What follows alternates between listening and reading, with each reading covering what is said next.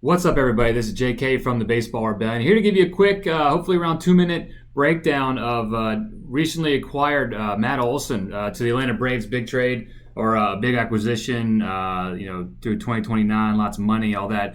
Had a great year last year. You really, what I want you guys to take away from this video is the use of his frame. Obviously, he's 6'5", 250-some pounds, and we're not all going to be blessed with that kind of genetics out of the gate. But the takeaway from what he does is kind of similar to what everybody should do. I've broken down Yelich before and talked a lot about how to use your body, but for a really long, tall guy like himself, leverage and being able to use his leverage and his height to his advantage. Now with this given size, obviously he can get away with cut balls a little bit more. In fact, I think he cuts this one a little bit and still hit it a mile. But what you're going to see, tall stance here, open stance into the kind of very Christian Yelich-like start, where you're going to see him pick the foot up and use that toe tap, that really gentle toe tap, to start internally rotating. You can see the Nike check on his belt line starting to rotate away from the catcher as his belt buckle rotates towards the catcher. And again, that's a very similar loading pattern to a golfer. Not quite as extensive, just because where the ball is in the sport and what it requires visually and where it's coming from and all that. But very similar, as we're connected to the ground the same way as a golfer. And then you're going to see that height change, right? And this is a big one because obviously being 6'5", 4 like Yelich and those guys, like you're really above the zone and where the catcher is and all that.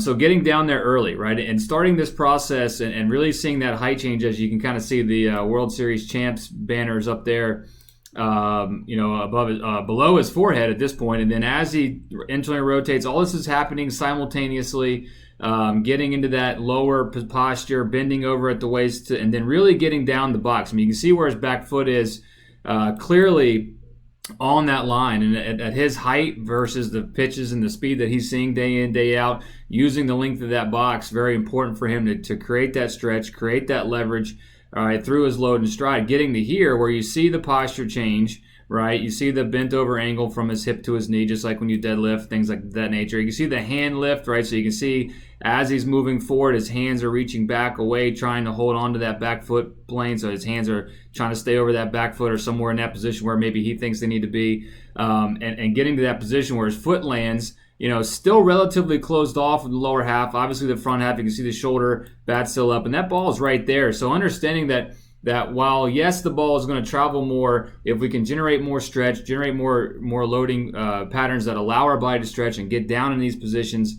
we're going to be much more fast out of the gate to get the bat bias. And then as you see him swing, obviously, then you start to see the hips open up, back knee pulls. You can see the heel coming forward, right? You can see the heel coming forward off the back line to the point where his back foot actually moves forward some. You can see the front leg doing its job after the rotation starts, push the front leg back.